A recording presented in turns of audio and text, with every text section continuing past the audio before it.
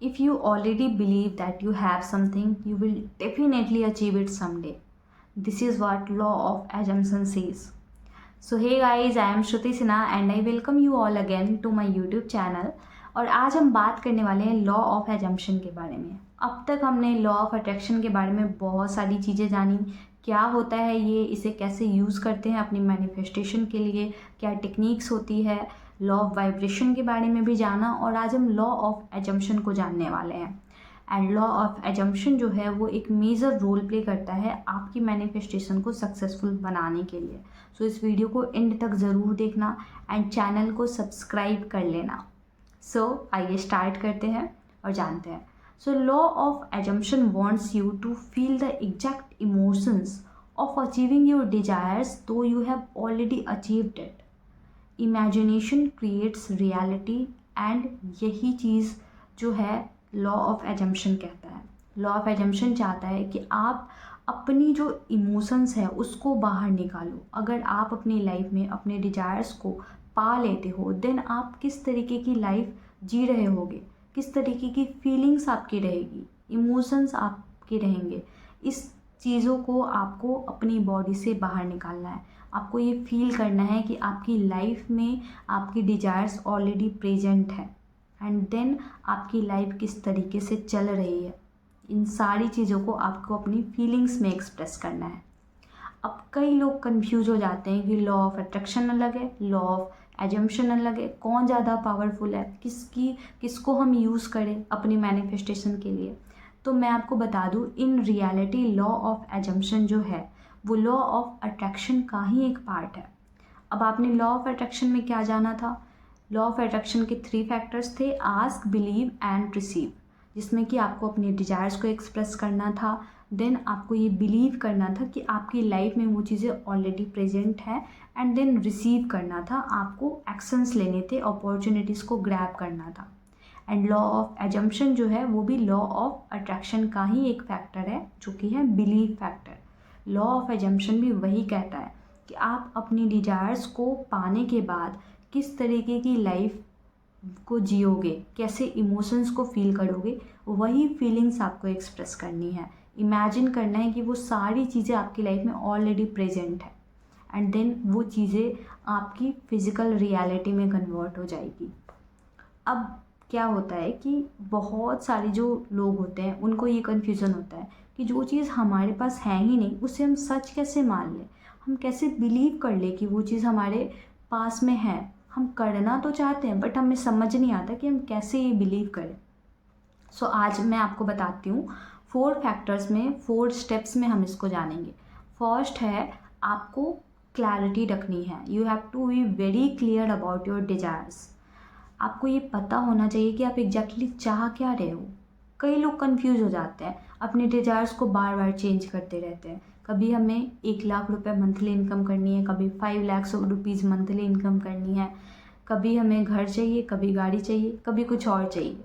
तो इस तरीके से नहीं करना है। आपको बहुत ज़्यादा क्लियर होना है अपनी डिजायर्स को लेके।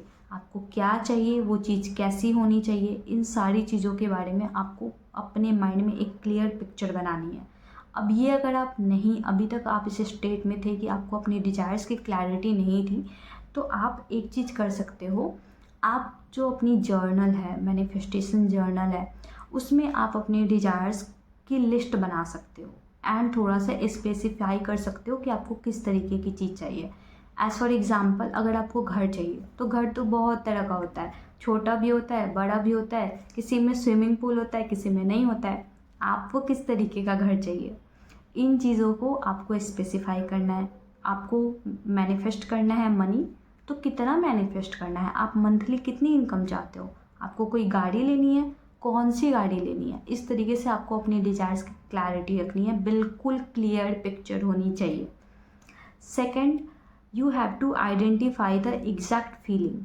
अगर वो चीज़ आपकी लाइफ में आ जाए तो आप कैसा फील करोगे, किस तरीके से अपनी लाइफ में एक्शंस लोगे, क्या काम करोगे, कैसे आप फील करोगे, आपके इमोशंस क्या रहेंगे।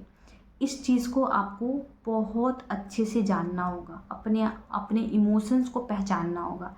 अब इसके लिए आप विजुअलाइजेशन की हेल्प ले सकते हो।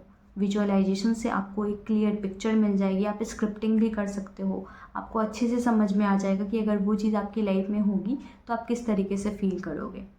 Then you have to align your desires and your actions. अब अगर वो चीज़ें आपकी लाइफ में अवेलेबल हो जाती है तो आप किस तरीके के एक्शंस लोगे, आपको रियल लाइफ में भी वैसा ही एक्शन लेना है। जैसे कि अगर मान लो आपको एक गाड़ी चाहिए, कोई स्पेसिफिक गाड़ी है, मान लो कि थार है, आपको वो चाहिए, तो हो सकता है आपके पास नहीं हो बट आपके किसी फ्रेंड के पास हो, आपके किसी रिलेटिव के पास हो, तो कभी जाओ उस गाड़ी में बैठो, उस फीलिंग्स को फील करो कि अगर वो चीज़ आपके पास होती तो आप कैसे उस चीज़ को कैसे एक्शंस लेते, कैसे आप काम करते। उस फीलिंग को अपने अंदर महसूस करो, जितना हो सके अपनी डिजायर से अपने एक्शंस को अलाइन करो। एंड देन आपको उन चीज़ों के ऊपर सर्टेनिटी का एटीट्यूड रखना है। You have to keep the attitude of certainty. जैसे कि वो चीज़ें पूरी होनी है, पॉजिटिव माइंडसेट में रहना है, डाउट नहीं करना है कि क्या हो रहा है, क्यों कर रहे हैं, कैसे कर रहे हैं, नहीं। आपको बिल्कुल बिलीव करके रखना है कि ये चीज़ होने ही वाली है, ये चीज़ है ऑलरेडी हमारी लाइफ में, प्रेजेंट है। एंड देन हम ऐसी ही लाइफ, ये जो गाड़ी है ये मेरी ही है। आप उसको बोलना मत, अपने फ्रेंड को बोलना मत कि ये मेरी है, बट आप ये फील तो कर सकते हो। फील करने से किसने रोका है? आपको वो फीलिंग्स अपने अंदर से जितना हो सके एक्सप्रेस करना है।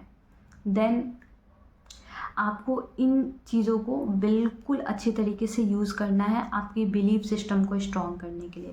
First, clarify your desires. Second, identify the exact emotions. Third, align your desires with your actions. And fourth, keep the positivity, keep the attitude of certainty.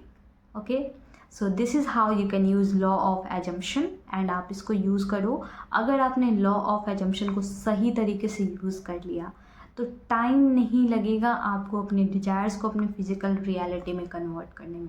बहुत जल्दी ये चीज़ आपकी लाइफ में प्रेजेंट होके मिल जाएगी। सो आई होप आपको वीडियो अच्छी लगी होगी। लाइक कर देना अगर अच्छी लगी हो तो, नहीं लगी हो तो मत करना, नो प्रॉब्लम। एंड कमेंट करके मुझे बताना आपकी अपनी लाइफ में क्या डिजायर्स हैं। एंड मिलते हैं नेक्स्ट वीडियो में। Till then bye bye, take care.